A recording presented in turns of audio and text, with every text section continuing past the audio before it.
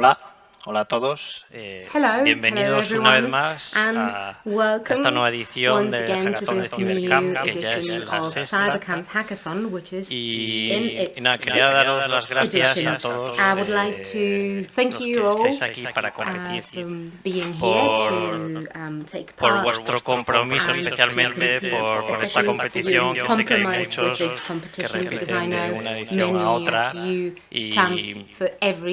y realmente vivís esta competición como si fuera ya vuestra y venís aquí a darlo todo. Como INCIBE, porque yo, digamos, trabajo en INCIBE, para nosotros es un orgullo que todos los años tengamos un montón de propuestas que se presentan al hackathon y nos lo pongáis tan difícil para seleccionar quién va a estar aquí en la final de Cybercamp. Este año, para los que no lo sepan, bueno, el hackathon es una competición de desarrollo colaborativa centrada sobre todo en el ámbito de la ciberseguridad, donde se tendrán que crear herramientas y servicios del ámbito del open source para ayudar a la comunidad de ciberseguridad. Quería dar las gracias especialmente al jurado tan magnífico que una vez más tenemos en esta edición, tanto por la parte de la organización y jurado, Mónica Salas, a Raúl Siles de Binosec, a Vicente Aguilera, a José Selvilla, Javier Marcos. Y por mi parte, no hay mucho más, entonces vamos a pasar a explicar un poco cómo va a ser la dinámica de esta competición.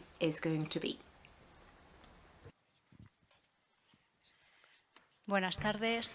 Good afternoon. Ya me ha presentado Óscar. Well, Quiero Oscar has reiterar already también la introduced me. I would satisfacción que like supone veros to aquí also después de tantos meses. reiterate Arrancamos the por allí por febrero, satisfaction that it is mandando ya to los see primeros you all. mensajes al grupo de We Telegram, que started por cierto in tiene una gran February acogida. when we sent Así que the bueno, first soy la que messages está through respondiendo a la Telegram, mayoría de which vuestras had a preguntas. very good Y welcome. nada, y me alegro And mucho I've de been the one teneros who's been aquí. answering most Y of bueno, your pues questions, en and I'm really principio, happy to nada, have Raúl, you all vete pasando here. esto porque esta So, parte la queremos hacer Raúl, bastante we can rápida para que skip this podáis because we're empezar going to do it very vosotros quickly so a you can presentar cuanto start antes.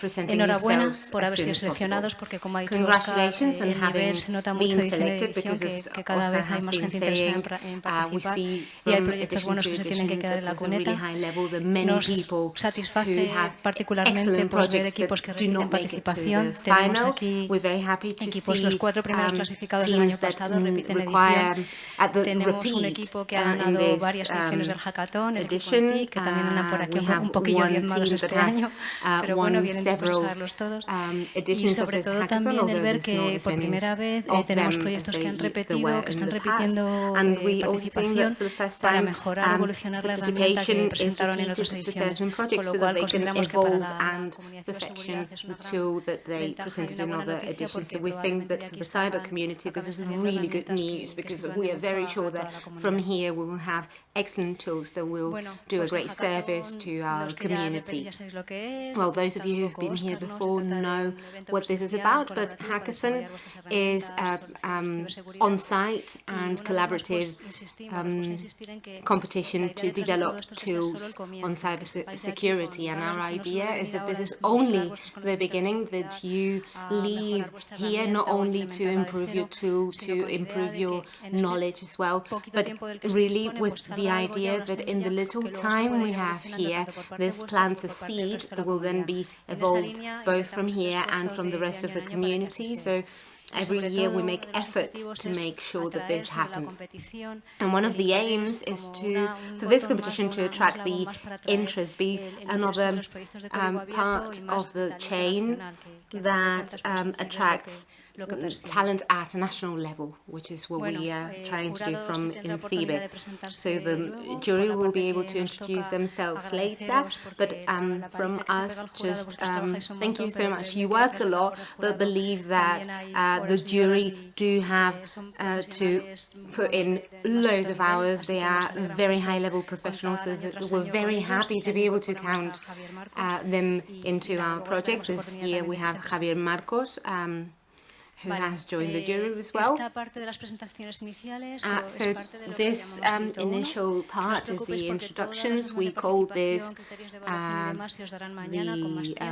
number one stage, and we don't have that much time today, but basically what every team is going to do is have an initial presentation.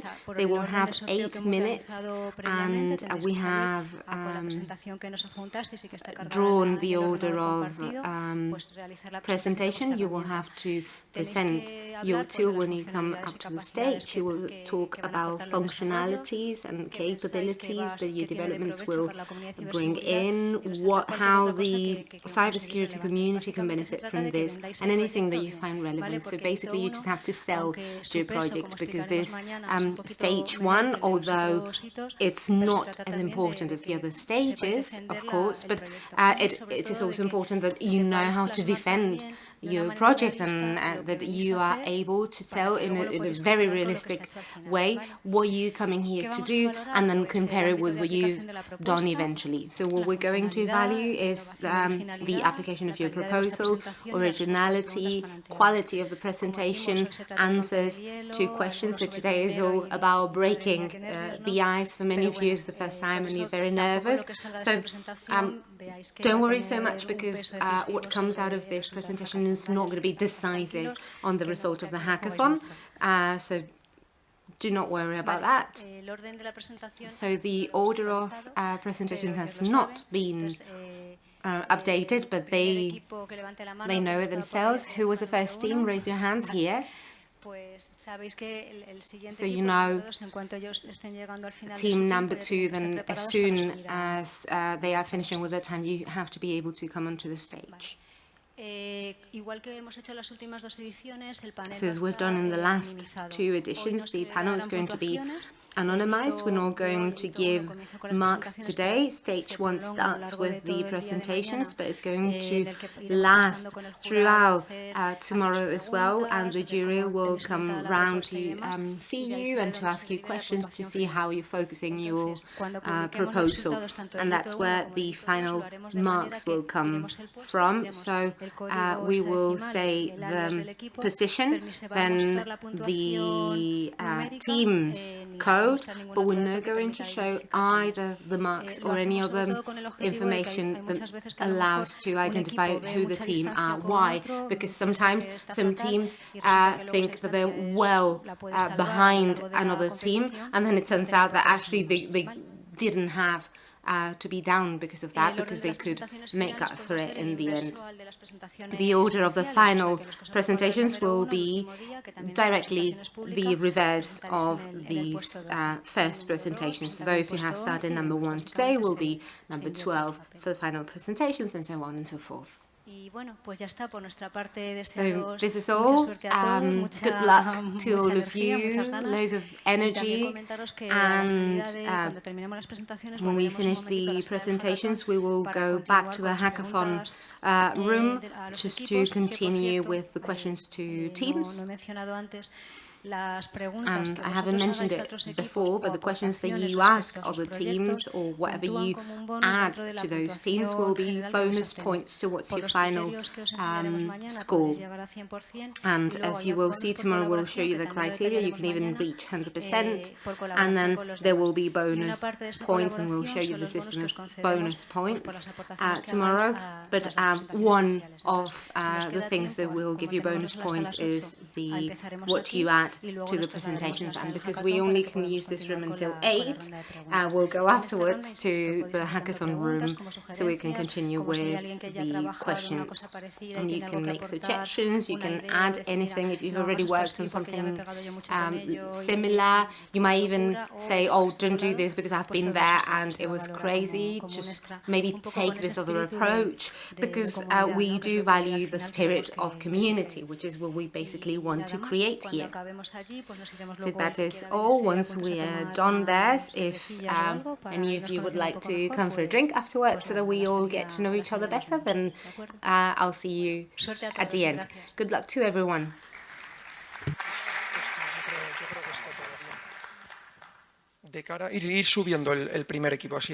Yeah, we can have the first team on the stage to optimize time. Now, when it comes to presentations, you know that you will have your presentation ready here. They should be classified more or less by name, so you will be able to see it. You've got the microphone here. You can share the time amongst yourselves as you wish. You also have a countdown here for 10 minutes, and we're going to have to be strict with the time. So we will give you a little margin, and the time you have is 8 minutes, by the way, not 10. We'll have to be strict with that. The remote works in reverse order. So you have, if you want to advance, you have to press down in order to press up, just so you know.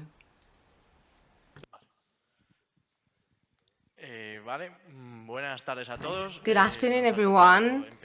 So we have to be first. Good afternoon to those of you who are watching through streaming. We are 2 dash to continues, and we want to introduce Sísifo today.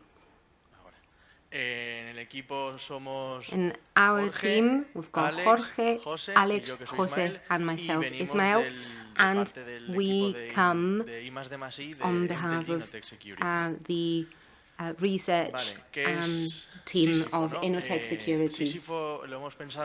So what is Sísifo? It's a tool that is going to comprise different tools for dynamic security analysis in a continuous integration environment. So our objective is to have a global vision of security before we start producing automatically the applications. Why have we thought about this? Mostly because in continuous integration environments, we have different tools to assess the quality of code. We have unit tests. We have different tools that help us to check whether they have coverage thresholds, whether the security code is static, but we still needed some dynamic analysis. So what we're trying to achieve with Sísifo is to have the intent, what an auditor would do if they wanted to do a pen test. And I'm saying intent or a try, just an approach, because they have many different tools. But we think this could be very beneficial. And this is aimed at all sorts of audiences, from smaller companies with smaller budgets as well that cannot afford to have a final audit before starting production, or do not have time to do it. With Sísifo, it would be very economic, and they would be able to use it. But big companies and big teams could actually run Sísifo at night during night builds, and so find failures during the development process that would save a lot of time at the pen test stage. When the auditor checks something, finds a failure, they have to check it. So with this, what we would do is reduce all the time and, of course, save money. So we're going to have this continuous integration with Gila. And Gila has paid plugin using Zap. Our idea is to integrate as many tools as possible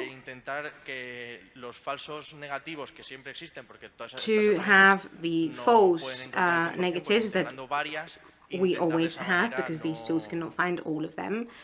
If we have several tools, as I was saying, then we could find as many as possible. And now I'm giving the floor to Jorge. Hello. Well, I'm going to talk about what we're going to do during this hackathon. We're going to create a continuous integration environment using Git Lab, and we'll have different stages.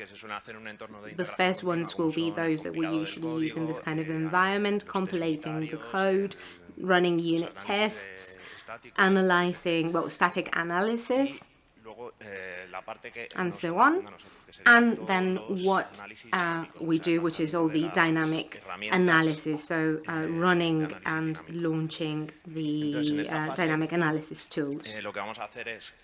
So in this stage, what we're going to do is have different jobs and have these in a Docker container in a Linux infrastructure. Now, these containers will have all the tools and will launch the attacks on the code that we want to develop in production. So developers will be able to configure the tools that they want to use. For example, in this case, we've used WP Scan and Arachne. And then every tool will have to go on one application. Why? Because they send a lot of requests, and if we launched all of them at the same time, then we wouldn't be able to do the analysis because we would always have some sort of failure. Now, the tools will also be able to be deployed in a Docker container and also in the environment that they want, that anyone wants to deploy it. Now, once this stage is over, what we'll do is have a final stage where we will have gathered all the results that these tools give us, and we'll have them in a common area that it's understandable to all of us.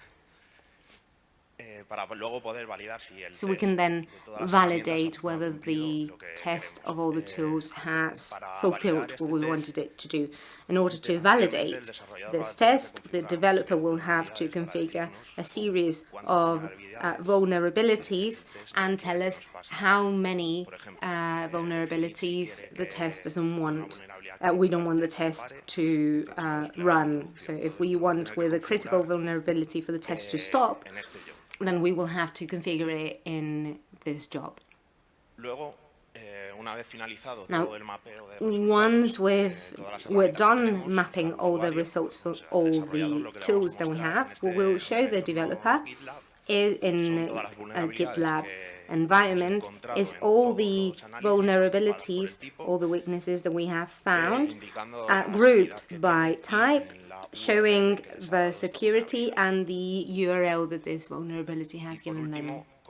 And finally, with all the configuration, we will calculate the threshold, and we will be able to see if the tools have all passed the test or whether they have failed. If they have failed, then we would stop production, for example, and these vulnerabilities would have to be corrected and then launch the analysis once again. So this is what we will be doing these days. Thank you very much.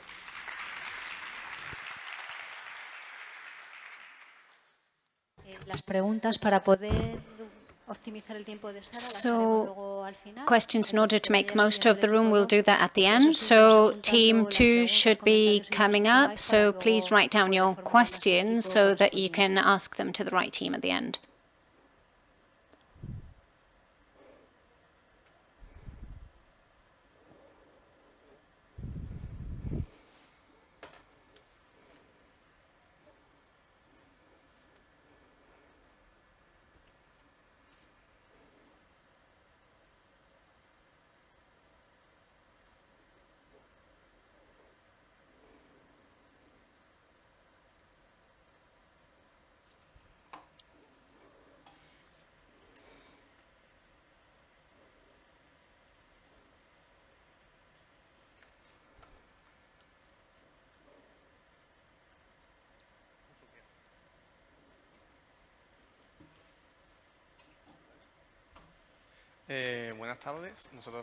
Good afternoon. We're InnoSVQ, part of InnoTech in Seville, and we're going to present Red Ops. It's a navigation tool. We auditors in cybersecurity in the office in Seville, and we do analysis of vulnerabilities and test intrusions in our day-to-day work.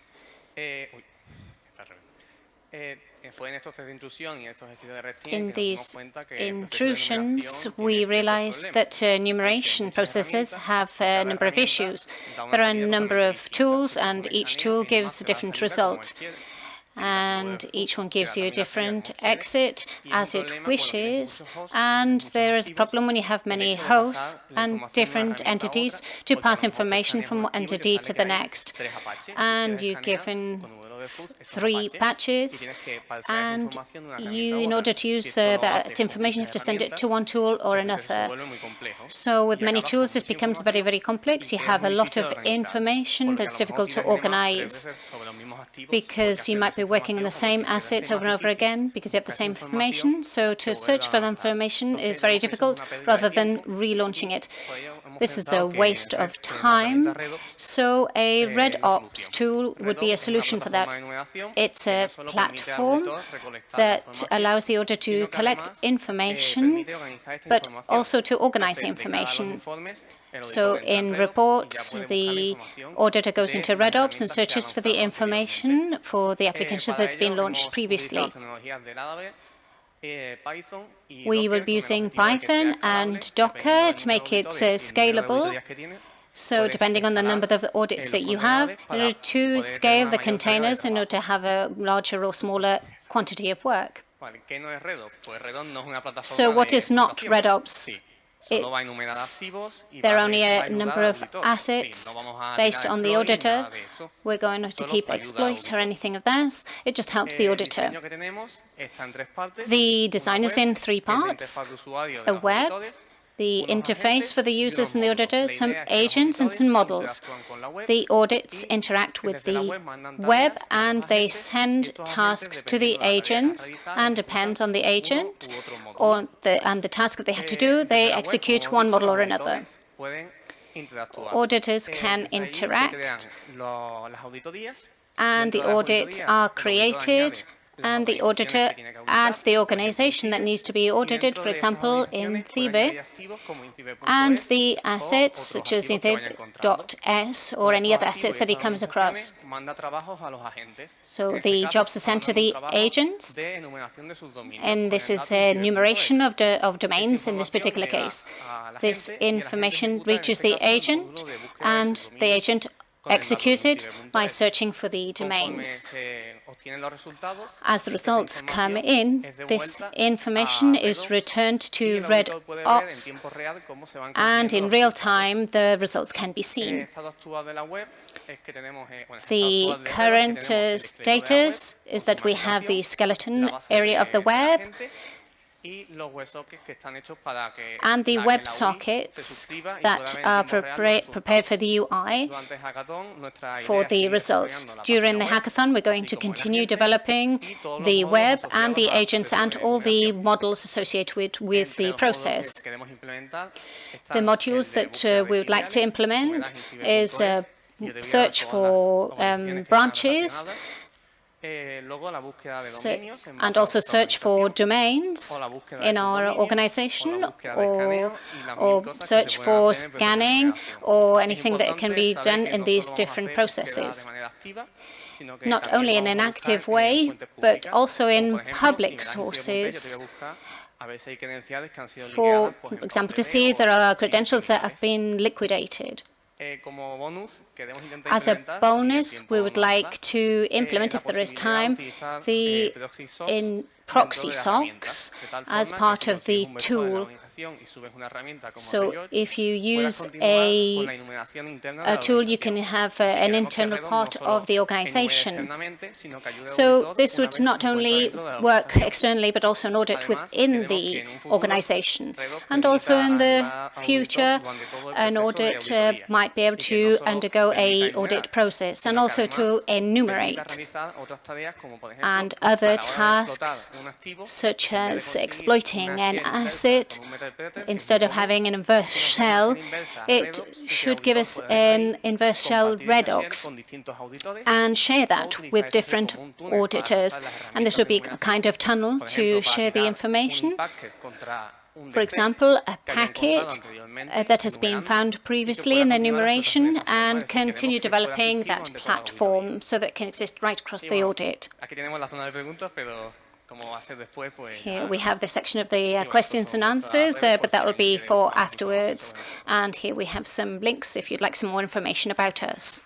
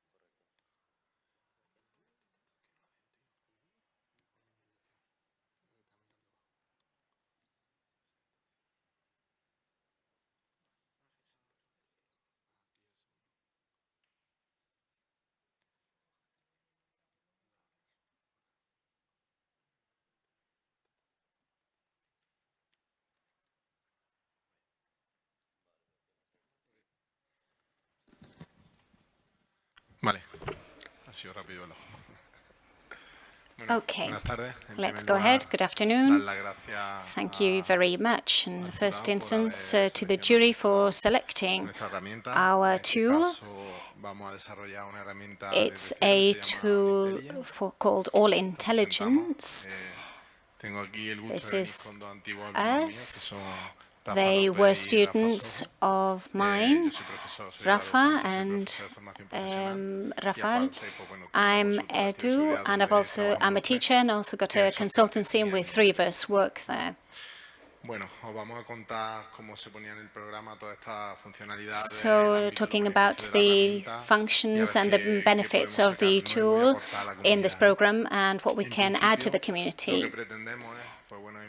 What we have seen is that many clients that require a general analysis without getting into a detailed audit, or that even some auditors to know what the level of position is, a more general analysis.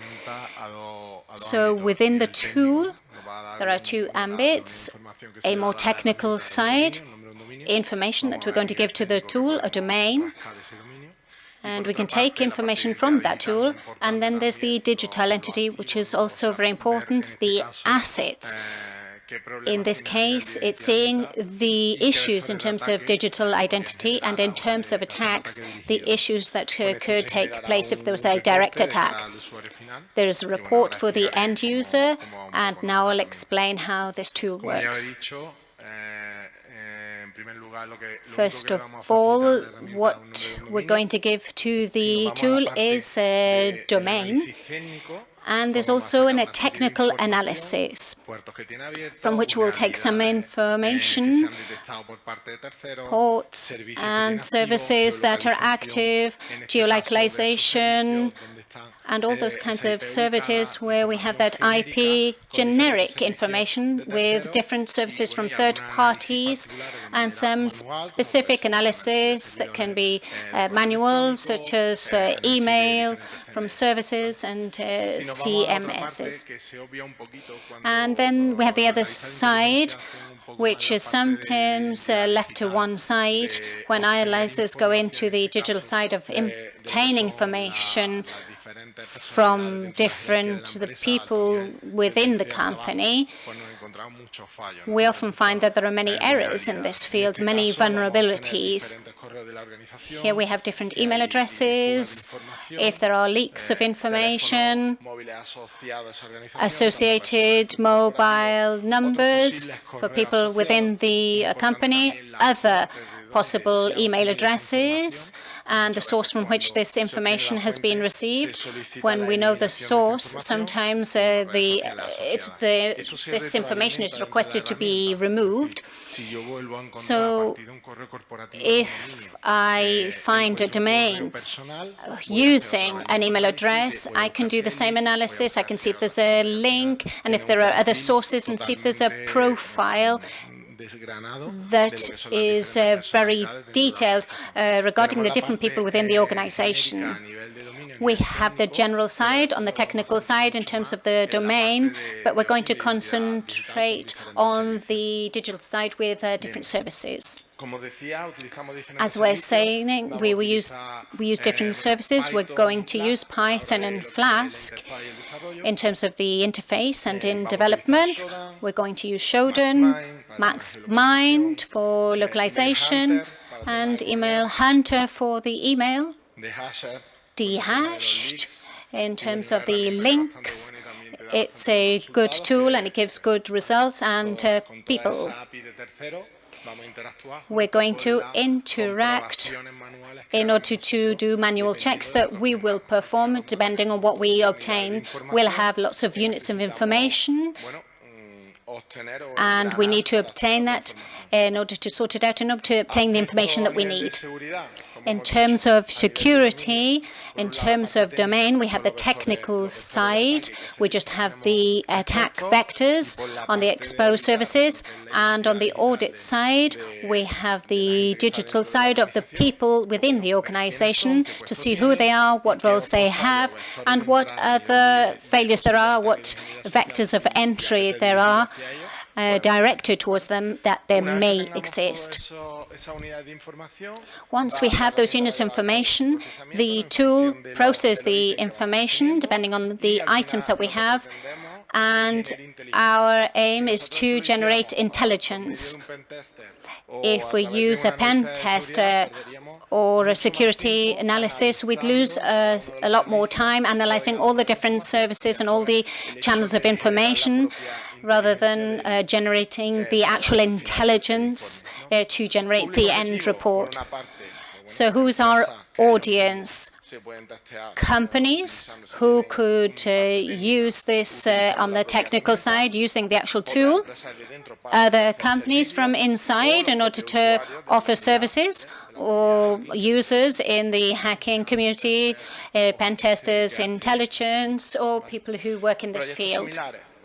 Similar projects, we've all used Spiderfoot, Maltego, and similar, and all they have is lots of information that we have to select. In this case, we want the information to be very precise, and we don't want to waste a lot of time analyzing it.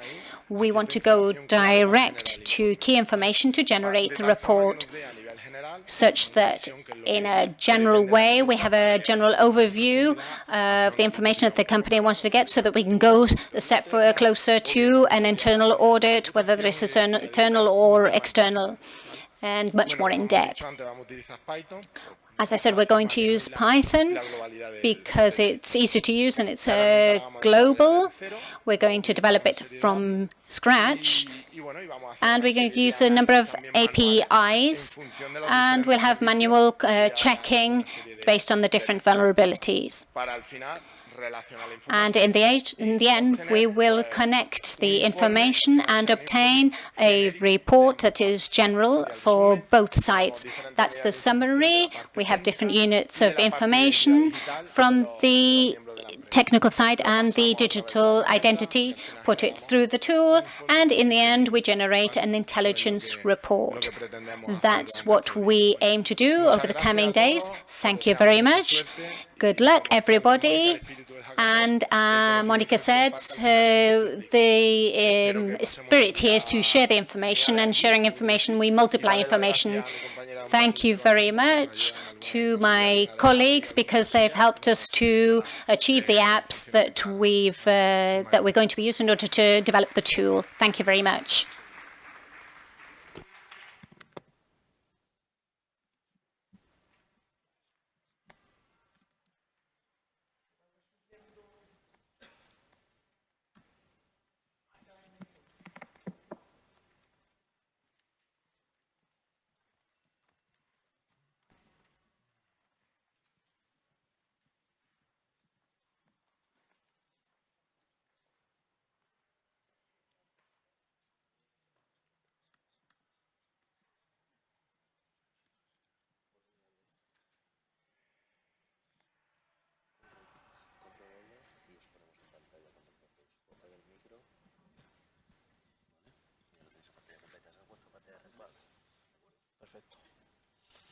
Hola. Hello. Buenas a todos. Nosotros somos Hello everyone. We are Venimos de la Universidad de Castilla-La Mancha. KM11. We come from the University of Castilla-La Mancha and we're doing a PhD within the Institute for Research, Computing Research in Albacete. We think this is very important because at the end of the day, we all work in cybersecurity. Carlos focuses on blockchain, another one in malware, and another one in forensics, and myself, I focus on networks. But here you have a little index of what we're going to see. We're going to start by introducing and motivate and see why this tool is being developed. We also do a state of the art, so you can see the research background that we have. We also analyze the proposal, the technologies we're going to use, and our planning. So why this tool? Well, basically, because we need to write papers. Simple as that. The issue that we find is that when we want to analyze malware, if we want to do it in a real environment, we have a very heterogeneous environment, many devices, many networks, and for malware, architecture makes it really difficult to use the same sample for everyone. So what we do is we're going to try to put together a group of tools to automatize this process. What is our audience? Well, basically ourselves. We're going to be benefited immediately, obviously, but this is good for any analyst and anyone who is doing research in malware. And basically, we are either the only or one of the very few platforms that are open source, multi-architecture, focused in classification and clustering, both from dynamic and static features. Now, what alternatives do you find to us? There are some, they're very good. If you see these tools, they're very, very good, but they don't have the features that we need. For example, Lemon Sandbox is very useful. It's very similar to our tool, but it's only for x86 and 64, and I think it is paid as well. Detox is very similar as well, but it's more focused on traffic analysis. And you have Cuckoo, which you can actually launch, but you have to do it manually for every instance. And then you have Falcon, which is also pay, but it's also very good. So what are features and functionalities? We're going to be able to support different architectures. One of the things that we've already done is compilating these machines. We have PowerPC, Mix, ARM, x86, x64. We also characterize malware dynamically. We're going to focus on n-grams right now, but we could actually go a bit further if we have time, but we're going to do a clustering of malware. Now, what are our features? First of all, modularity. We have a very segmented tool, and it's also not very heavy, so it won't have many computing requirements. Now, concerning security, security, we've already introduced this, but what we're looking for is characterizing and classifying malware for different architectures automatically. Now, when it comes to technologies, the pipeline that we're going to use is segmented, as you can see in this slide, and we're going to start with a sample that can be for any of the architectures. We're going to have a static analysis to extract the headings and know to which virtual machine we have to launch it and obtain the dynamic characteristics that features that we're going to use afterwards. So we are going to use two radars, Python, and with those we have static features, and we know how we have to execute it. So depending on the tools that we have and the machines that we have compilated, we will send it to the corresponding machine, we will execute, and then we will get the results. Up to here, very easy to say, not as easy to do. And then from there, we will have some traces of the attack. So like this, in raw, we don't get anything, so we need a dynamic analysis. So we, basically, this consists in being based on n-grams. We think this is feasible because it's not very complex from a technical point of view, and we think they work really well according to the papers and state of arts that we've read so far. Now, once we have the n-grams, we're going to have a clusterization and visualization.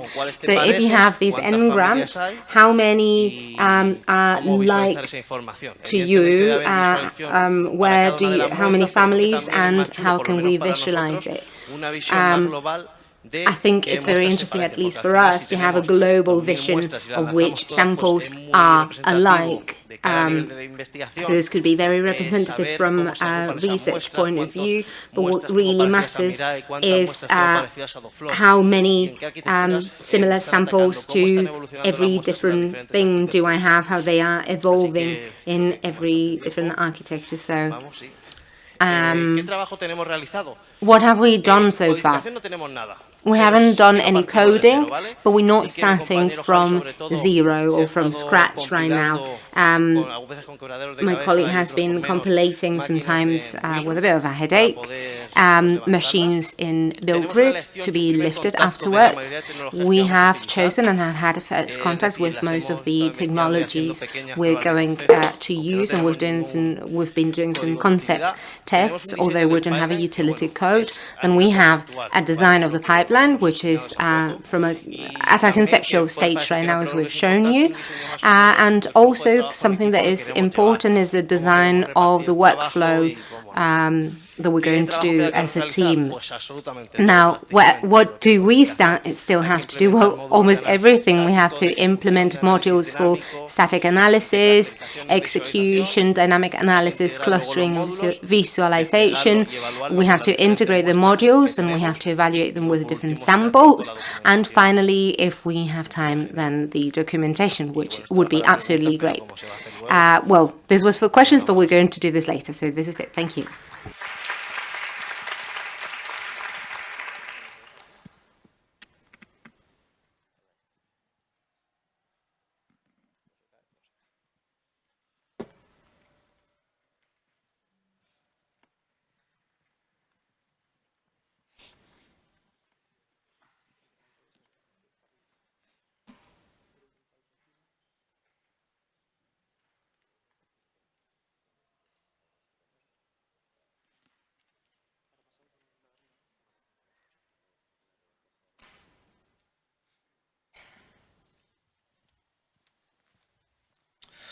Buenas tardes, somos Broken Pipe. Good evening, we are Broken Pipe, and we're going to introduce Scylla, which is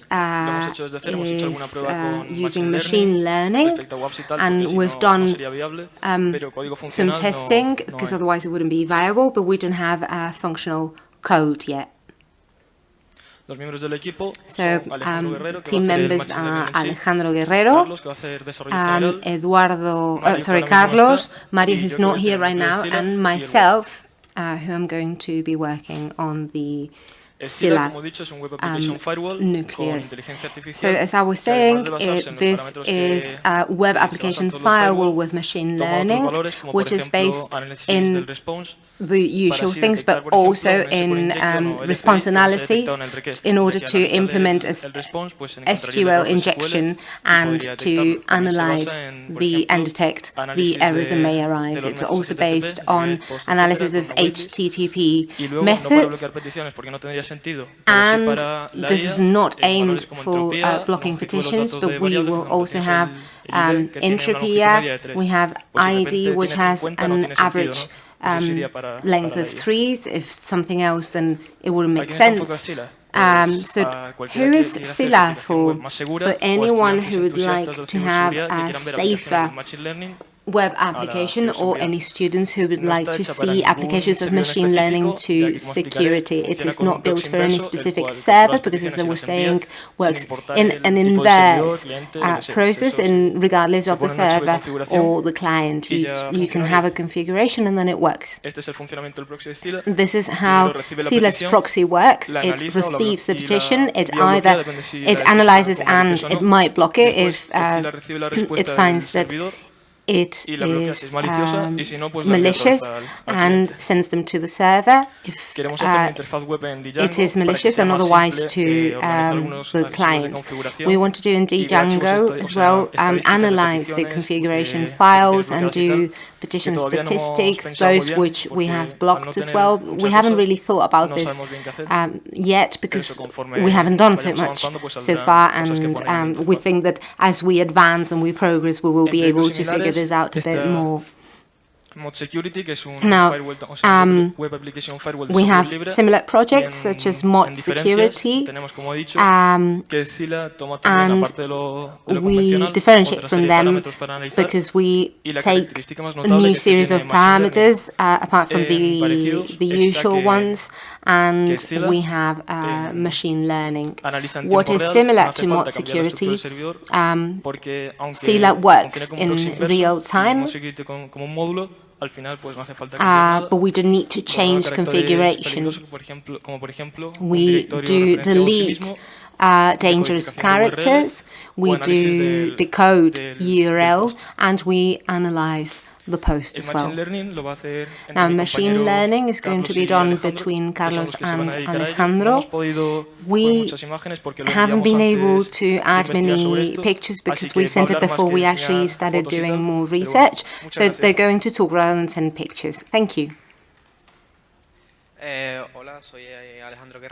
Hello, my name is Alejandro Guerrero, and I'm going to be working with machine learning.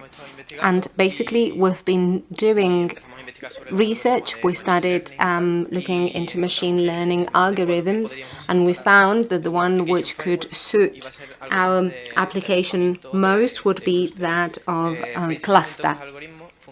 These algorithms work grouping data in subgroups, and if one piece of data belongs to the same subgroup, then it means that they are similar.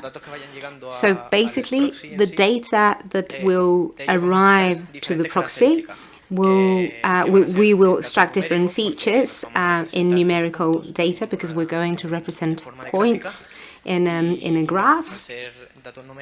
And because we are using numerical data, then we will have to extract strategic numerical data from the information that comes to the site, because depending on the features, the algorithm will be more or less efficient when it comes to representing it in a graph.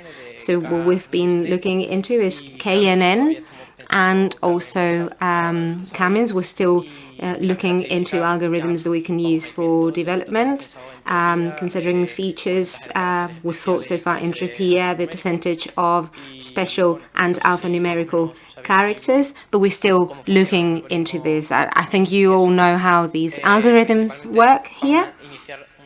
And what we're going to do is initiate a pre-configured data set that we will have trained with public tools, and from that data that reach those tools, we will get a way of analyzing and representing those points. They're not going to be 2 or 3 dimensional, but rather we're going to use a point with a lot of coordinates.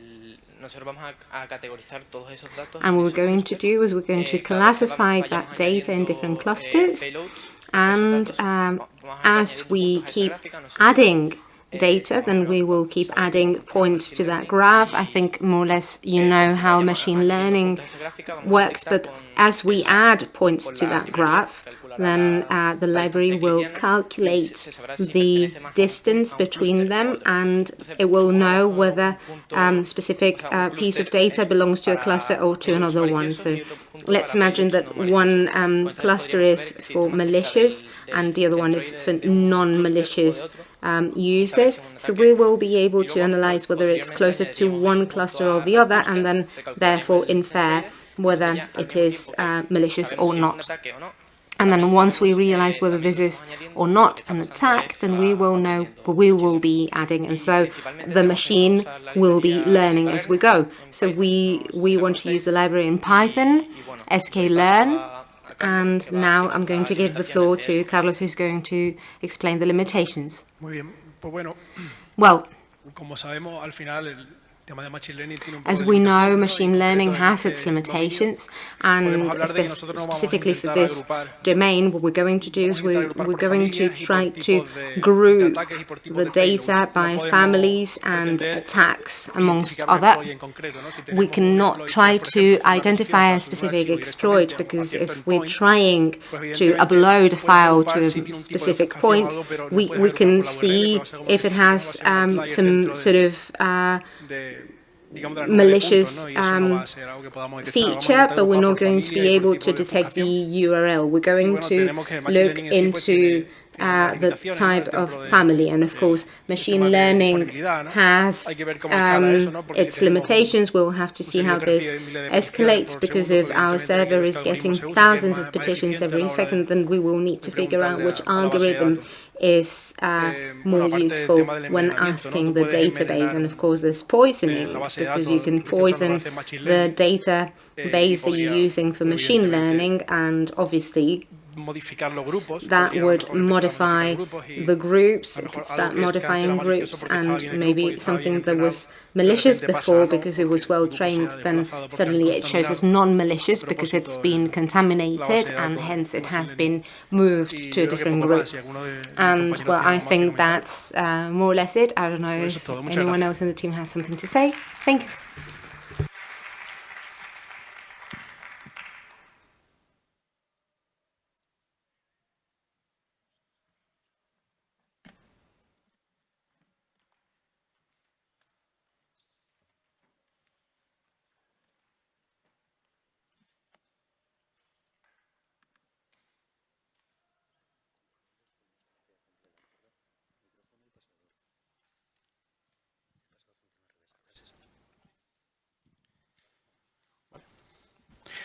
Hello, good afternoon. We're from Antique team. We've come to present our project. We've called it SOT, S-O-T. Thank you for selecting this project, and we'd like to tell you a bit about the idea that we've got, what we'll do in the hackathon. It's the first time for me. For the other members of the team, it is not, and they have won on other occasions. So obviously it's a challenge for us to be here once again, to participate once again, and try and do it our very best and enjoy the event. Our idea is to control the world of IoT, which has grown very much over the last few years. So domotics, both at the home level and industry, there are millions and billions of devices that are connected to the internet, and they are not controlled. We have light bulbs, switches, and anything is connected to internet these days. And these devices can be infected. They have a number of issues. They have abnormal behavior on occasions, and this is the objective of what we would like to achieve here in this project.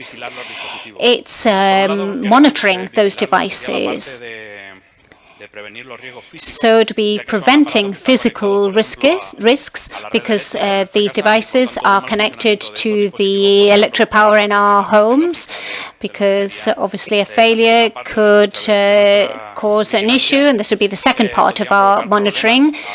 There could be issues in terms of, for example, of a fire. A light bulb that's working incorrectly could cause issues, and that's related to fire. And also the logic side of things, we need to control that. Many of the devices that we have in a network can be connected to clouds, and we have no control over them. All different types of networks, and they are connected to us in home, and they connect to the different servers, and we can't control this in any way at all.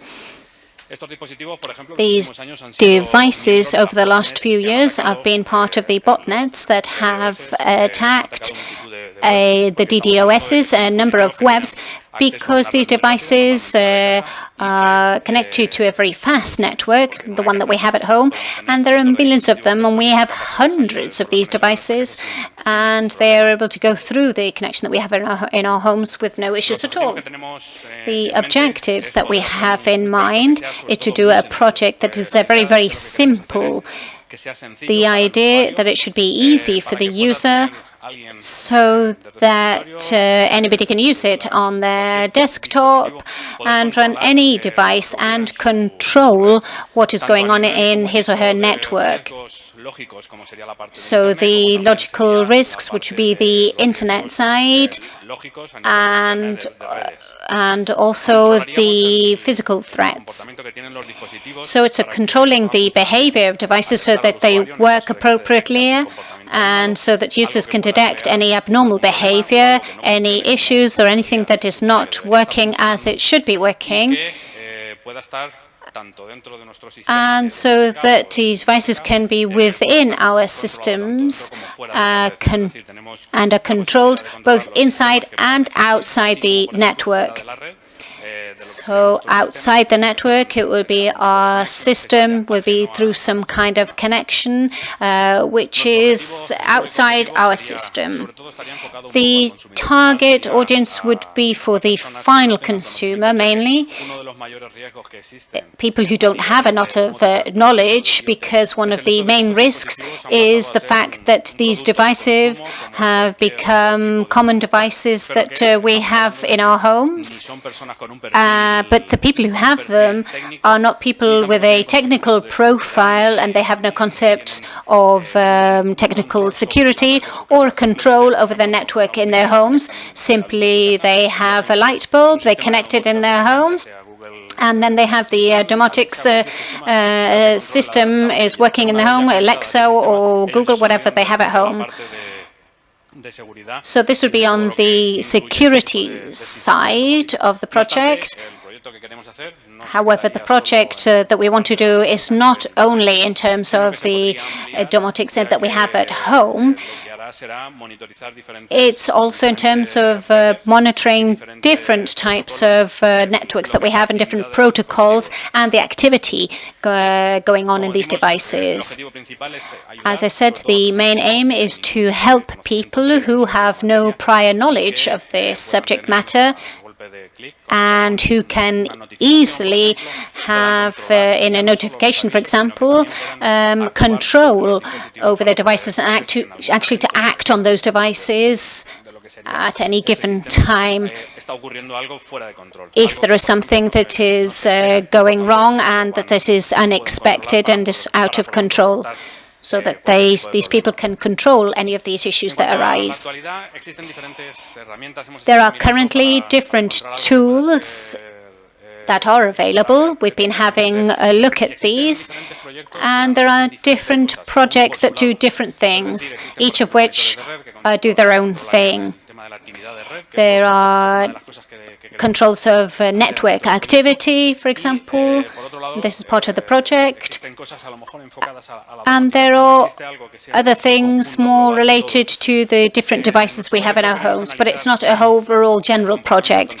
We want to look at behavior both in and out of the network, and we also want this to extend outside the network, for example, in a Wi-Fi or radio frequency, in order to be able to control those devices in the different aspects of the network within our homes.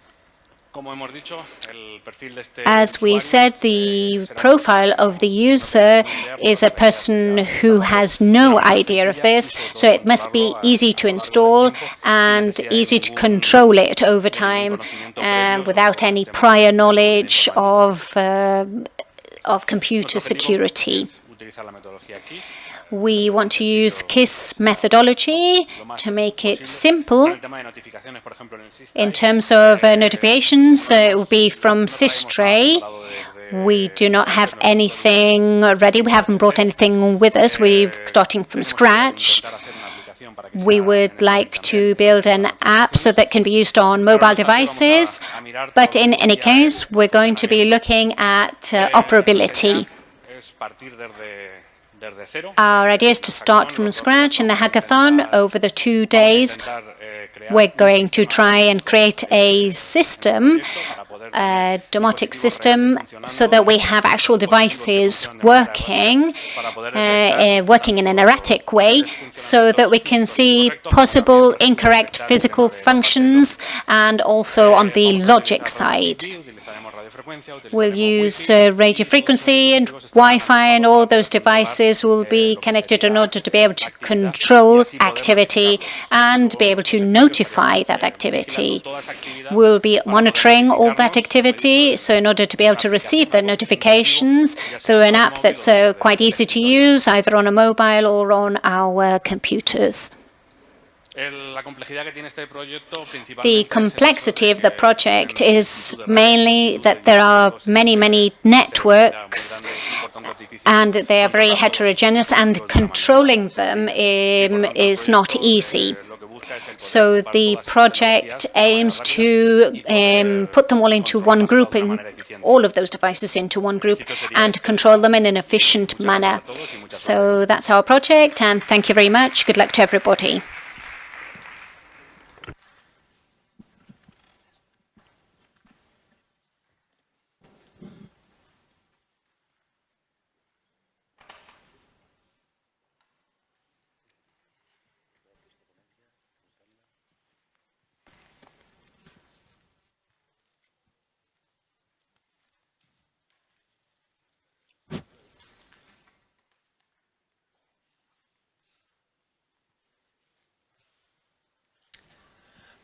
Muy bien, pues nosotros somos CEL y vamos a We presentar are CEL, and we are going to present marshmallows.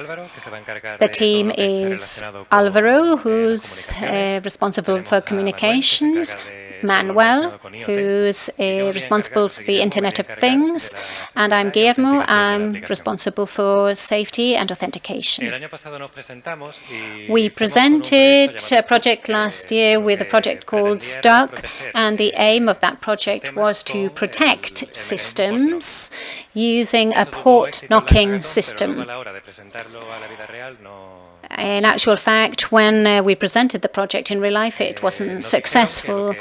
We were told that what they were looking for were the laboratories and universities that we thought might be interested in this. They said the following: having a network of devices is complicated if those devices are on different networks. They've got different IDs, and you need to have different passwords and authentication processes. So what we propose is a solution when you have several devices connected to a network, and the service would virtualize all of that network, and without knowing what the IP address is or in which cloud it is, would be able to manage that in a normal manner. And we would like to use that without the use of obsolete passwords. That would be just temporary passwords and just one use temporary passwords. There are several parts. The first part is authentication. The user is connecting to the web, and this would be done through an API, and either the physical access and the password would say whether or not it's correct and give access to the application. Álvaro will talk a little bit more about this. Hola, ¿qué tal? Pues,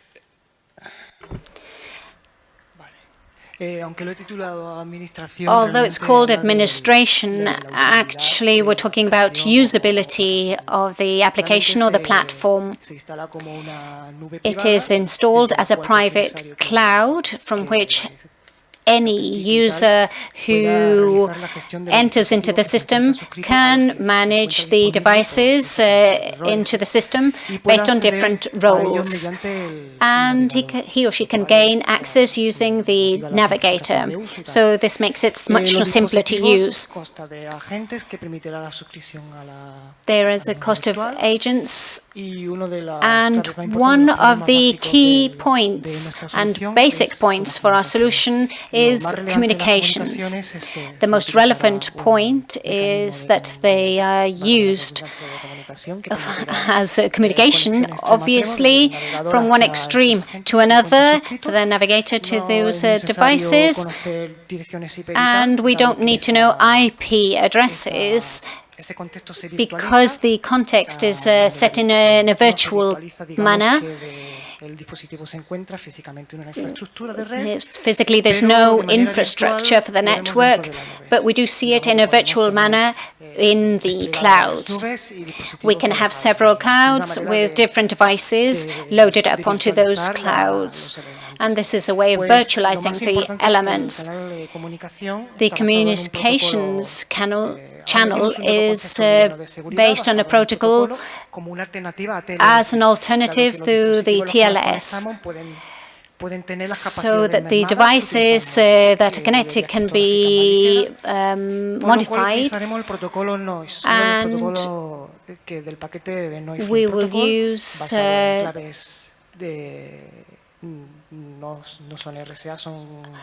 these are not RSA codes, these are short codes of 32 bytes. There's interchange of keys in Differman, and perhaps with TLS we wouldn't manage to do this, perhaps. These are the technologies that we're going to work with in the back end. It will be Go Diamond, so that the entrance and exit can create those channels in terms of starting the session, so that we can make those connections for the transport. And we have databases, and we don't have a role in charge of the front end. We will develop that part of the web, and we've done that already. We have the noise framework protocol. This is a company that deals with Wild World with firewalls that use noise technology, but also WhatsApp in its communications and its security protocol. We also have the physical keys, which is UKeys, but the ideal thing would be for us to implement it ourselves in terms of the temporary keys.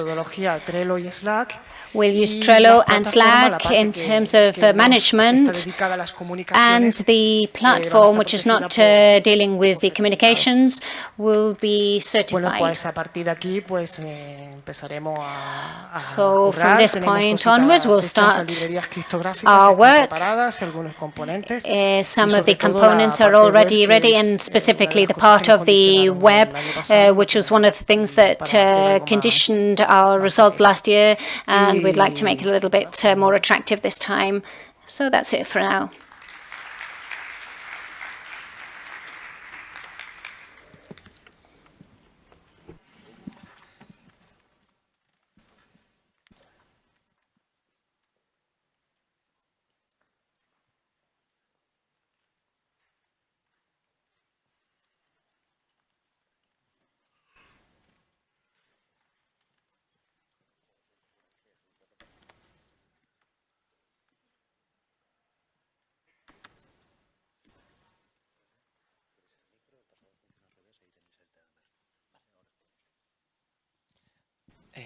Hello,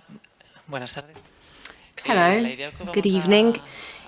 The idea we're going to tell you about is called Wi-Fi. We don't think it's very technical, but we do believe that this is a problem that affects many people. And it's how to securitize Wi-Fi. What is the best option for your Wi-Fi to be secure? I think I've gone over my slides, sorry. So who are we? I am Miguel, and I work with Esperanza, Fernando, and Santi. I am dealing with security, but we have Ghost, front-end security developers. So we're a very complete team, and we hope this will work. So it happens to me very often that people keep asking or saying, oh, my neighbor is stealing my Wi-Fi, or my parents saying, oh, could you change my password? Why doesn't my Wi-Fi work better? And it seems that we're advancing a lot in security, that we apply many different measures and that we find best practices, but these are not implemented at home everywhere in the world. So maybe it would be better to not give that many options and just say, well, the most secure configuration is this one with these features, and implement it in at home everywhere. Because then you have cars scanning public or private Wi-Fis, and they are vulnerable, and you can launch massive attacks. So I think the best thing for these Wi-Fis would be to be as securitized as possible. So who is this intended to? Well, no one who's very techie. But basically, so my parents don't have to say, oh, configure my Wi-Fi, please, Miguel. Basically, that anyone can do it at home, so that the application says, okay, give me the credentials, we will check whether they are or not secure, and we will go step by step. So this is definitely something that's not intended for someone who's techie or knowledgeable, but it does improve security in our everyday lives. Are there any other tools like these? When looking for tools like these, we find a lot of Wi-Fi pen testing or Wi-Fi hacking applications, but not so much for auditing or checklist for secure applications, but basically aircraft trying to deauthorize someone, just to see those packages and get the password. So we see that there's something missing there. Movistar launched one recently, but it's if you have Movistar, you have to download it and then you have to configure it yourself. But if I say that to my dad, he will say, well, I still don't know what I have to do, or what I have to input, or what kind of password I have to have, or does it have to be habilitated, how many characters does it have to have. So I think if you do that for them, then it's easier and it will avoid many problems. Sometimes you see that you have to hide IDs, and some others you don't. We're going to use INCIBE's guide, which is the easiest, and as we have it and it's very well structured, we think we'll use that one. And nowadays there's hardly any home that doesn't have a Wi-Fi access, so this is going to have an impact on everyone at homes everywhere in the world. How do you know that everyone in your building block has it well configured and that they are following the rules for security? Well, as Miguel was saying, everyone knows how to securitize Wi-Fi, but I'm not going to ask you to raise your hands because this can be very interesting. But how many of you have you actually started configuring it, even if you have the knowledge?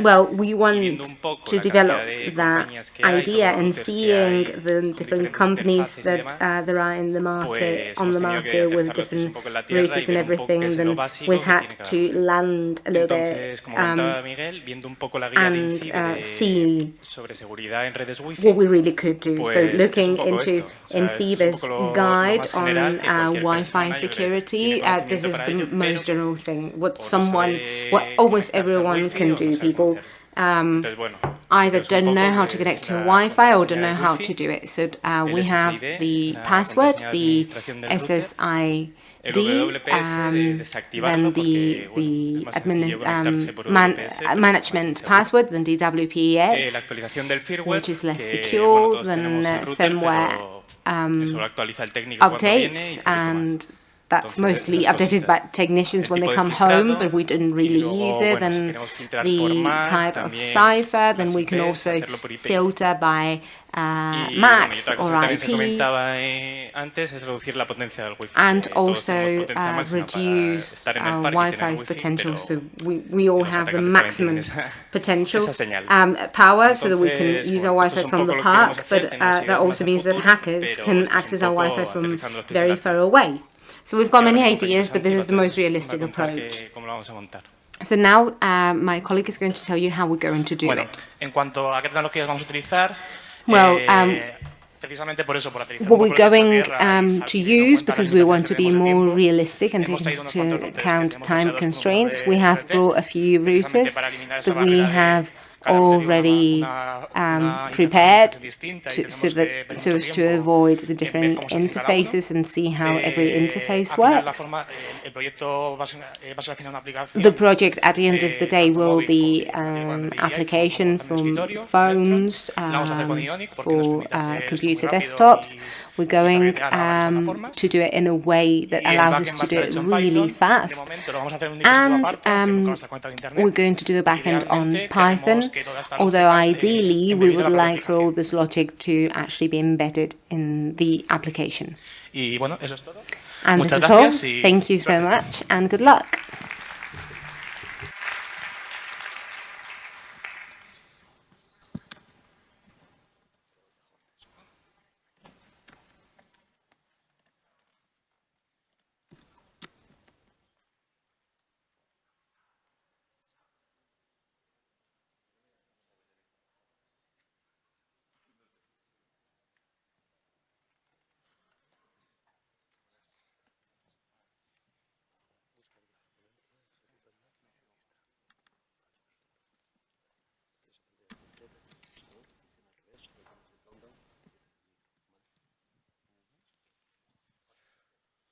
Vale. Bueno, hola a todos. Right. Hello, everyone. We're going to present what we have prepared for this hackathon. A year ago, more or less. Well, sorry. First of all, I'm going to introduce the team. We all come from Orange. When we started working at Orange, we saw that when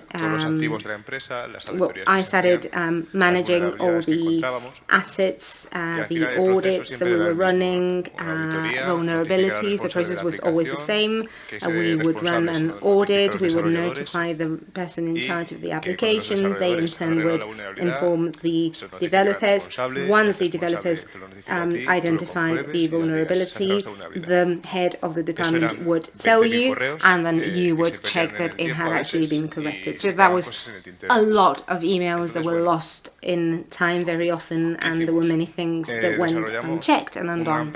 So what we did was to create a small application called Atlas. That was a web application where we were storing all the work that we were doing, the audits that we were running, the applications that we had in the company to have an inventory, and their vulnerability, so we could do a follow-up on them. Now, what was interesting about this, it was that this application was not used only for ourselves. We wanted developers to be able to use it as well, so that we had like an open communication channel amongst us, so that when we found a vulnerability, they could see it directly, and when it was solved, that we could see directly that it was done. I think now Mariano can take the floor to talk about architecture. Buenas. Hello. Yo soy Mariano, soy el arquitecto de soluciones. My name is Mariano. I am solution architect in Orange, Spain. I work with the other members of my team. And this application, as Gonzalo was saying, they started it some time ago, but we wanted to rethink it a little bit. So we started thinking hacer una aplicación that we web could escalable que además have a web con todos los application that was principios DevOps que scalable están ahora and tan de that moda y also una had aplicación all que fuese the principles that are escalable, que so se pudiese trendy right gestionar now. bien, That was scalable, that it was easy to manage. Vale. La arquitectura de la aplicación So the application's architecture is based on three legs, which is the front end. We have a skeleton, a single page application in Angular 8 because it's a framework that allows you to escalate quite well. And we used VMware because it's very easy to escalate even on a mobile format. For backend, we want to complete a microservice with AJS, with Express.js and microscreen, and we used Express.js for developing the application, and also type DRM for our database that we can now use to connect with any kind of database. And finally, infrastructure, both the backend and front end are going to be deployed on Amazon Web Services. So will the database, which will work as an RDS, and the application will be on Nginx, and then we will go to apply it to Microsoft. And because this is an open source project, this will allow people to work with it, develop it, escalate it, and they will be able to add pieces without having to get rid of the ones that were there before. And now I'll give the floor to Jesus. Buenas tardes. Hello everyone. So why this Atlas project? As Gonzalo was saying, we identified some lacks really because our development teams were not working with agile methodologies and the security team. So we saw that once we had Atlas, so imagine we would have vulnerability, go in, update the state, but the teams were not ready to work with a tool that was outside its life cycle. They didn't want to work on that because we were not part of its life cycle. So with this tool and the integration we're going to do with Jira, we solve all these problems. And now, as you've been seeing, companies are going to invest 30% more on cybersecurity, and we're seeing two things. One, big corporations with lots of resources that could buy massive tools, but who are going to use only 3% of that tool. So you might be paying for cloud processing and licensing, etc. And another thing we've seen is that teams, one day you don't have auditors, but now all of a sudden everyone is panicking, and then you have 20 auditors. So with the methodology that we're going to implement, if you have a team made of experts in many different domains, they will have different things that they can do. You will have the whole cycle from when the audit is being launched, then you open the vulnerability to the team in its workflow and in the format that they're working on right now. So you have visibility on when it's been solved to check that it is actually so.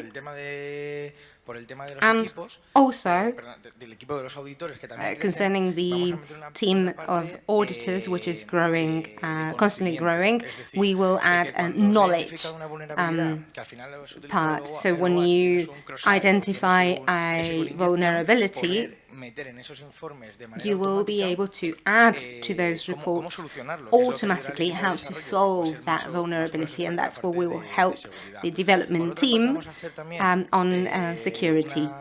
And we also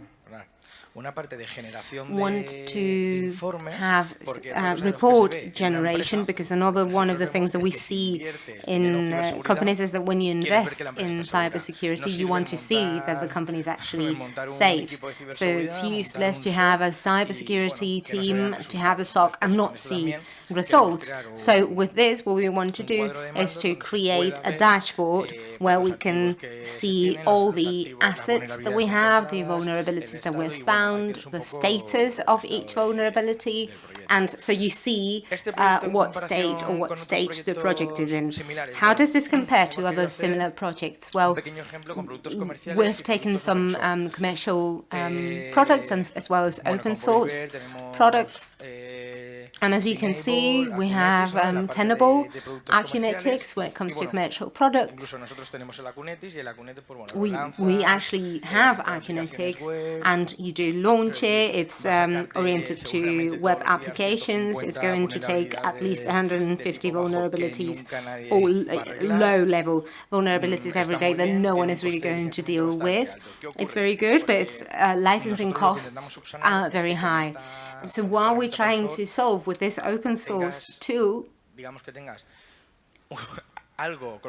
You will have something to work with that allows you to keep working, and that it's not too expensive, because there will be companies that have a lot of resources, but some others won't. And if you go to your directors and you say, I need 30,000 euros a year for Acunetics to analyze vulnerabilities, they will say, well, no. And that's it. And that's the end of it.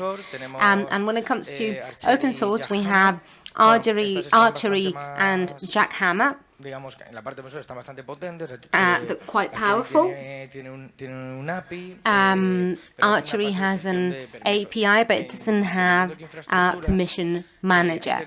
And depending on the infrastructure, some vulnerabilities are even considered confidential, because until they are solved, they can put the company at risk.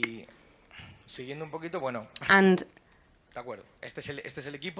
this is the team. It's all of us who are here today, and just very quickly what we're going to be doing during this hackathon.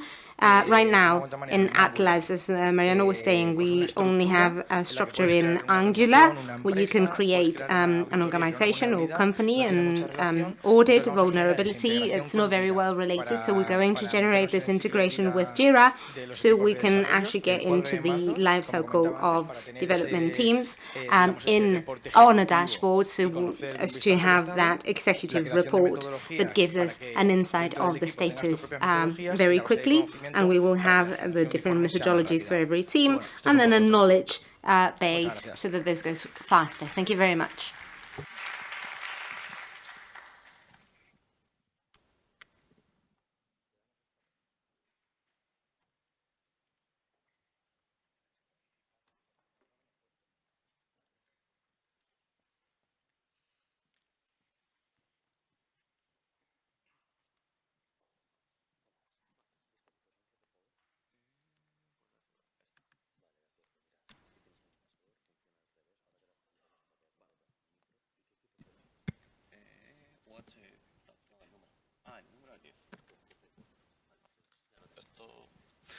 Hola. Hello. Bueno, pues nosotros somos el equipo UH-Taltech. We are UH-Altech, and we're going to develop IHS, Industrial Hacking Simulator. I don't want to go into too much detail, but let me introduce my colleagues. Alvaro Schuller, who will deal with pen testing. In fact, he has worked in a company in Lithuania in this field. And Nicholas Log, who is the expert in industrial matters in terms of hacking.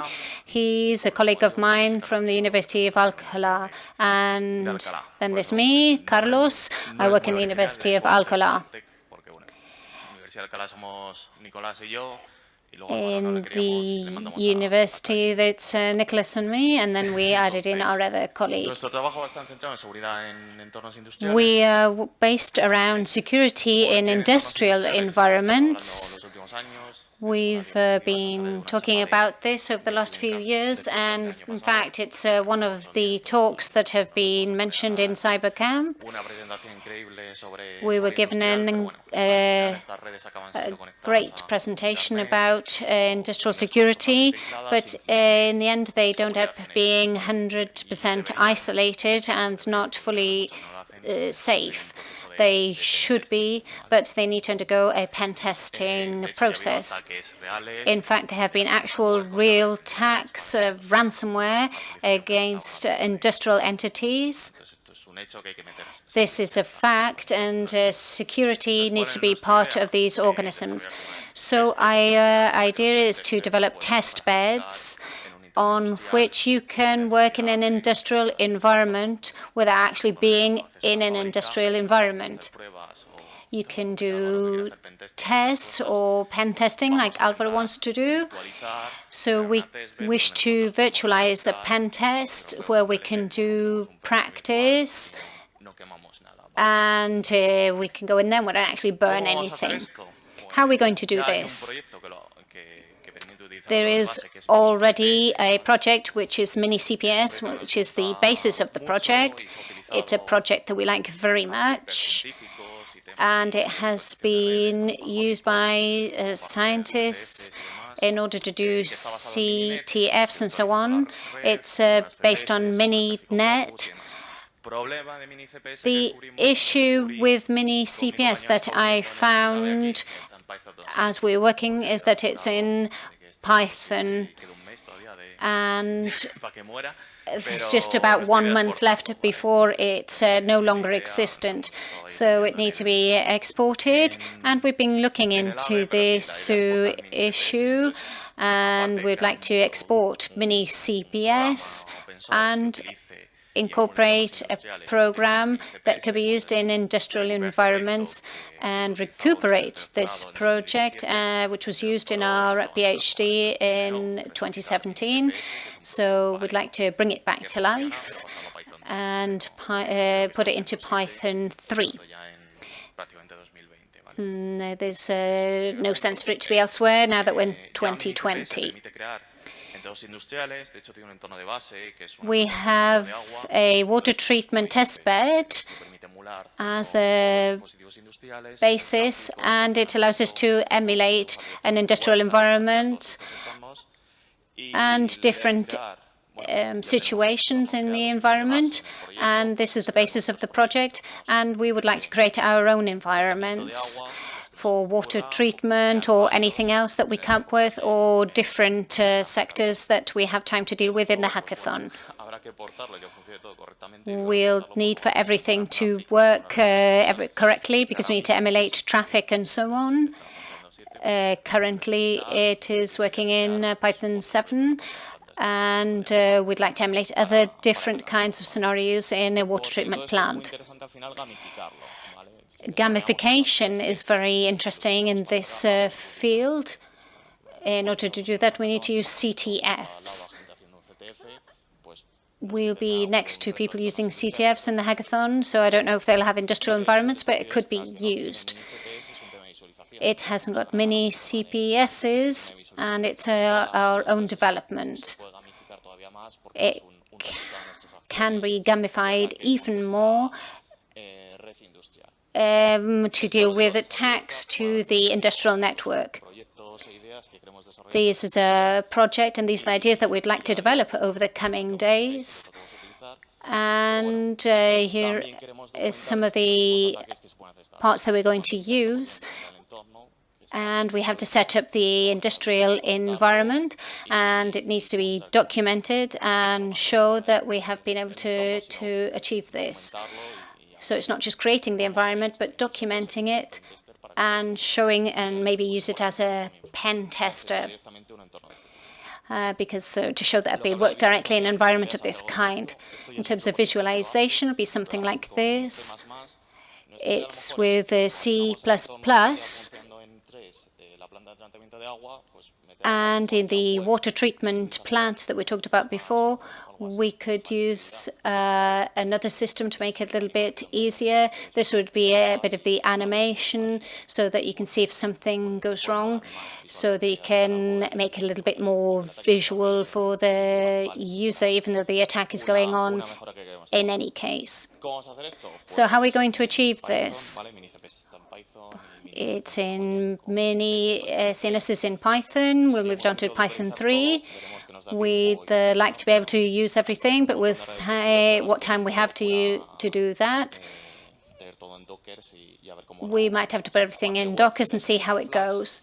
We'll also use a Flask.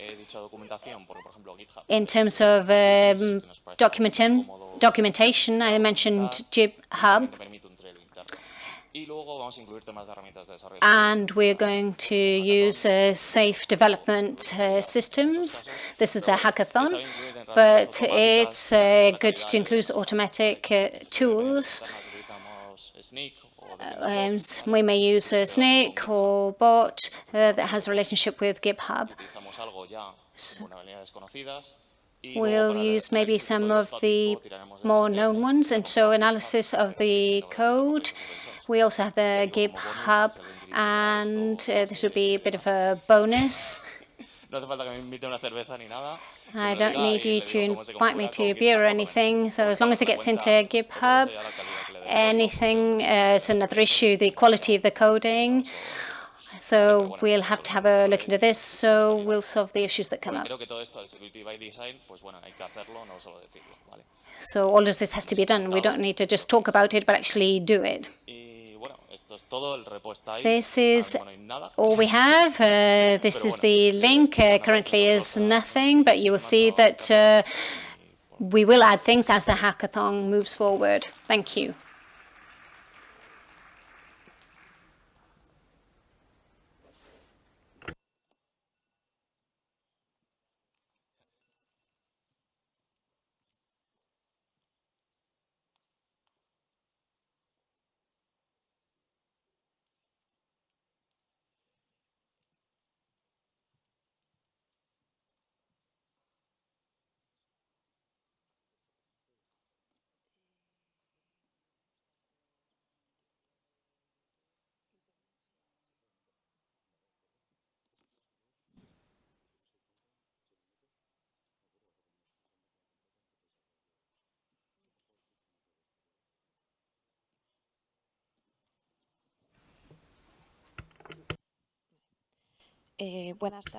Good afternoon.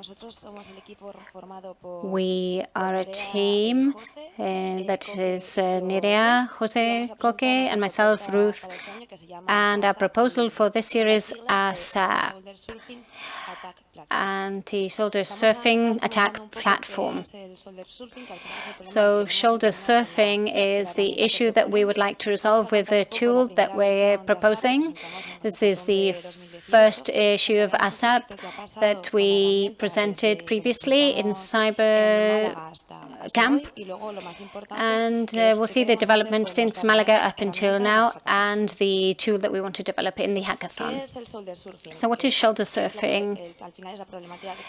It's the issue that we'd like to resolve. It's a social engineering technique that allows the attacker to steal information from the victim and do so over the person's shoulder. That could be in a public place or on a train or using any device that you have, and the person is behind you and able to see what you're doing. And if you're using sensitive data such as passwords or bank details, they can use that information against you. There are different alternatives, and the main four that we came up with were these, but none of them convinced us, so we decided to develop ASAP. The alternatives are HP SureView, Protectors hardware, Google eScreen, and Filters software. These are films that you have to go on top of the computer, and these are not interesting for the user because the images that are in the background, for example, in your mobile, and this is not easy to use. The only software option that's available is the software filters. It's just a test of the concept developed by Google, and it's not available.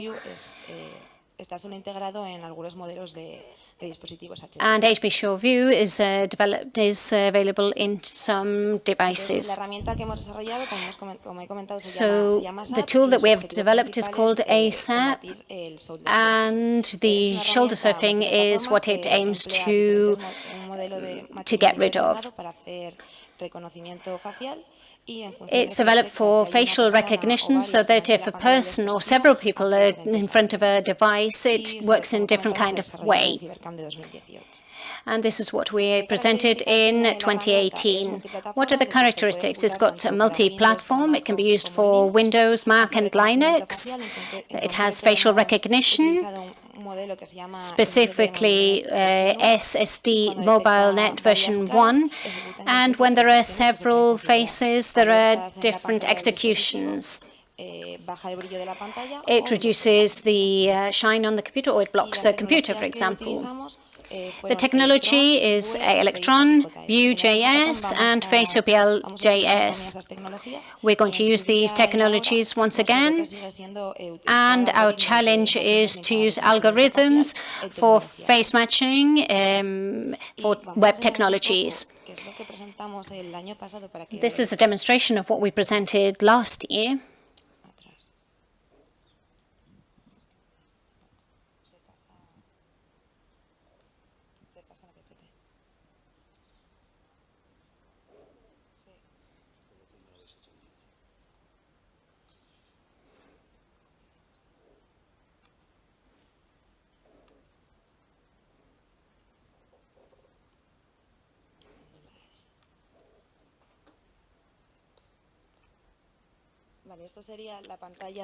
This is the screen of the tool. There's a blue box covering the face of the person that's using the device. In other words, it's detecting that person. Let's go to the operation. If somebody goes in front of the device, then that face is detected, and there's an alert that comes up directly. This is another example, and as a result of detecting the face, then the shine on the screen has disappeared. So a SAP that we started last year in CyberCamp and that we've been developing this year, we've improved the application, we've improved the interface, and it now no longer needs an internet connection in order to work correctly. This is one of the suggestions that we were given last year in order to improve the application, but we didn't have time to do that in the hackathon in March this year. It was presented in the Reuters conference in Madrid, and as a result, there was a great deal of interest. And in April 2019, there were 2 new issues that we intend to resolve during the hackathon.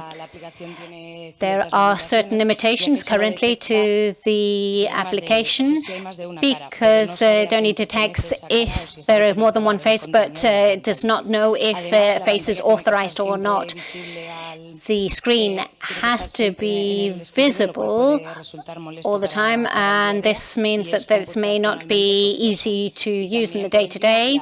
It's also expensive, and the alert methods are currently quite limited, as we saw in the demo.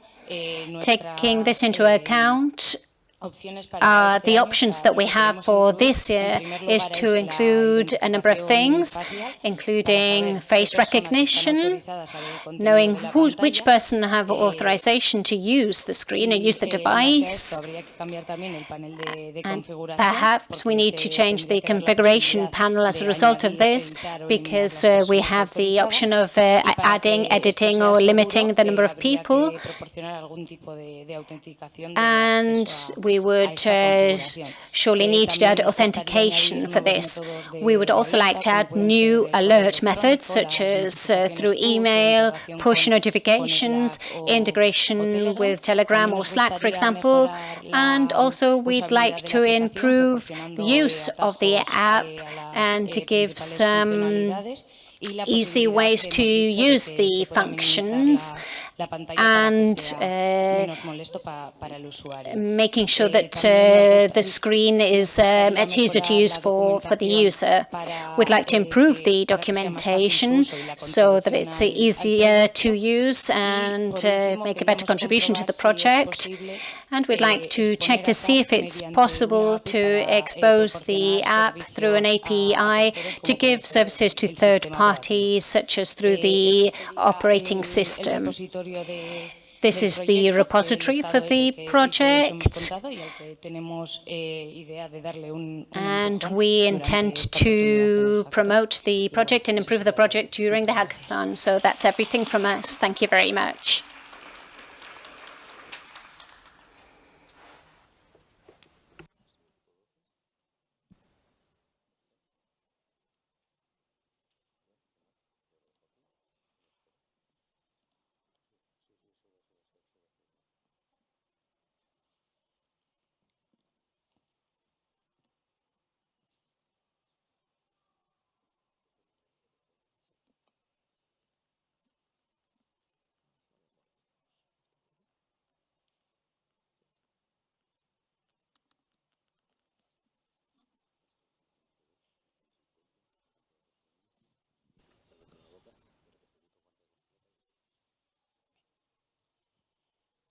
Buenas tardes a todos. Good evening, everyone. ¿Qué tal?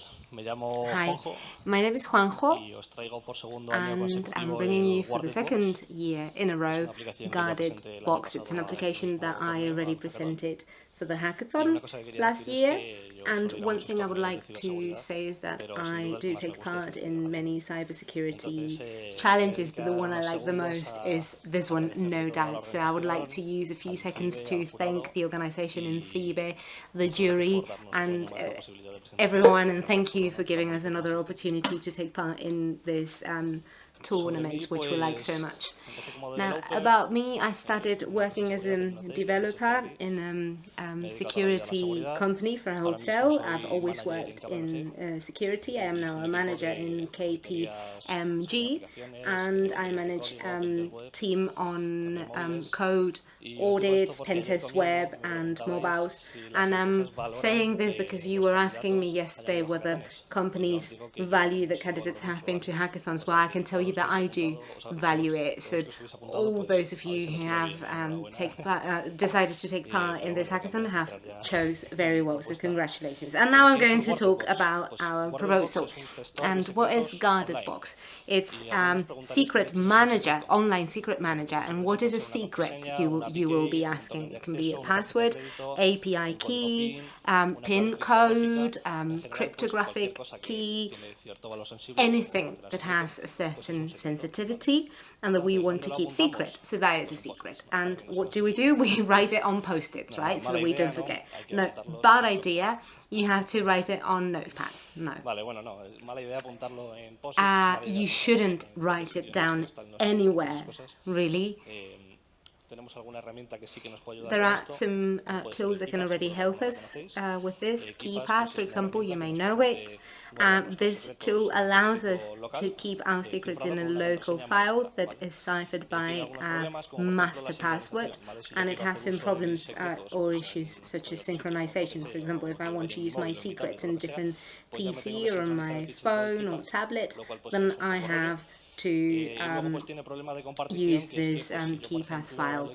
And there's also an issue with sharing, because if I want to send my mum my PayPal password so she can buy something, I can send my KeyPass file, but then I have to give her my master password. So I'm going to end up sending it to her through WhatsApp or Telegram. So I'm already back at that risk. So if we want to solve these problems, we have to use an online tool, and you've got a few here on the slide: LastPass, Dashlane, Password. These are the most well known, but there are more. And they all have their own issues. For example, they're not open source, so you cannot contribute, you cannot have faults, you cannot inspect the code, and this is obviously a lack of transparency. If you cannot check the code, then you don't know how to do things, so you start looking for information about how they do it, but sometimes it's just not clear. Yesterday, for example, I was looking for information on how 1Password derives your information through your passwords. They tell you how to do it, that they do some integrations, but they don't say where this comes from or what's the logic behind it. And you can try and do reversing on the application, but that is difficult as well. Most of them have a premium functionality, so you can always have a free account and manage your passwords. But if you want to do something a bit more complex, such as sharing your passwords, then you have to pay. And in some cases, security is, well, something to look into. For example, with LastPass, you can share your passwords, but when you look into the cryptography, it only talks about different things, and I just want to make it clear that my secrets are not out there in public, and I've had some security leaks in the past, and I don't like that. But sometimes there are mechanisms to reset your password, which makes me think that maybe the master password is stored in the device, so I don't like that. So what happens with Guarded Box? Well, first of all, it's open source, following or keeping up with the spirit of this hackathon. It's free. The idea is to have it online so everyone can use it. It's for individual users, for companies, it's for everyone. It's transparent to begin with because it's open source and you can look into the code, and also because I intend to generate documentation, and then we'll see. And it's also based on the best cryptographic standards of the industry. So, well, as you can see, it's all good.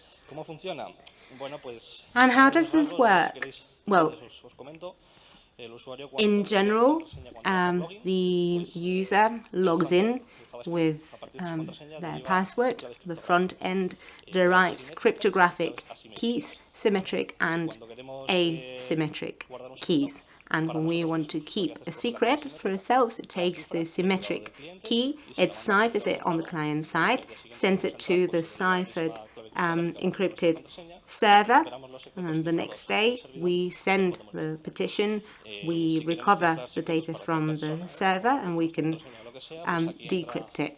If we want to do this for someone else, then that's where asymmetric comes into play, and you can ask for the application to decrypt information for certain users. So the particularity is that it is all used done from a client point of view, so it never sends cryptographic keys or anything of the sort, and it's never stored in the device. Concerning cryptographic components, I use different sources that you can see here on the slide, and I'm going to use, for example, ECC curve 25519 amongst others.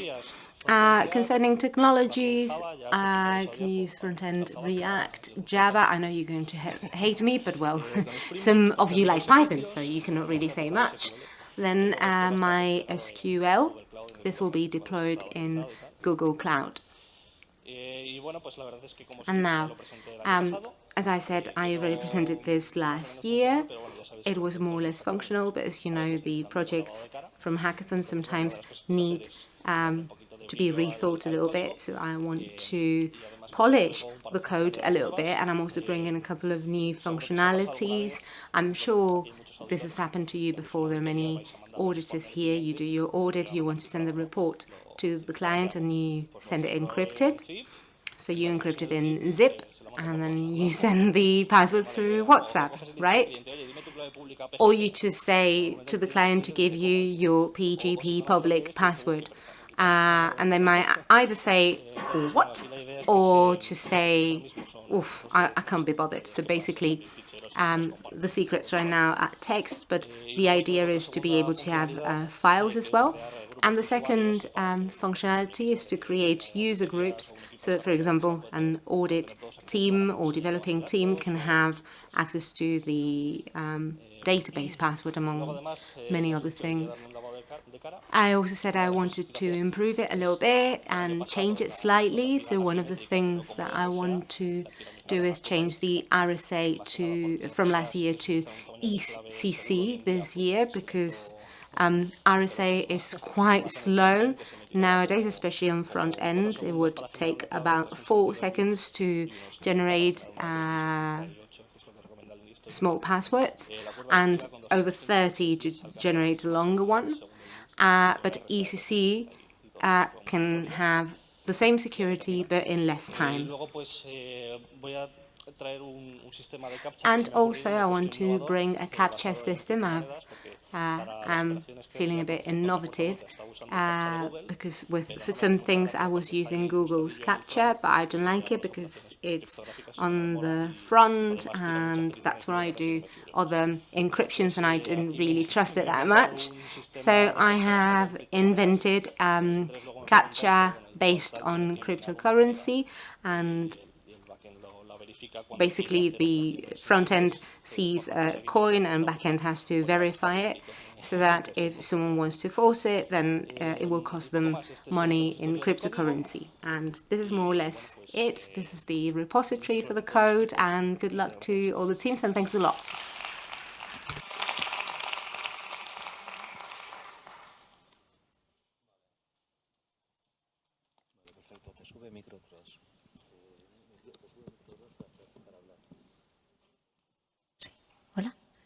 Bueno, pues nada, muchas gracias a todos. Hemos acabado justo a tiempo. Thanks everyone. We finished just in time, so we're going to go to the hackathon room now. Just 5 minutes if you need to use the toilet or anything. That's when we'll start with the question and answer round, which will be bonuses for the first stage, and all those questions that are good in terms of quality and assessment are going to be taken into account. So this is a very promising hackathon. Some of you have been here before and bring very solid projects, but we also have very new ideas with very interesting projects. So good luck and keep up the good work.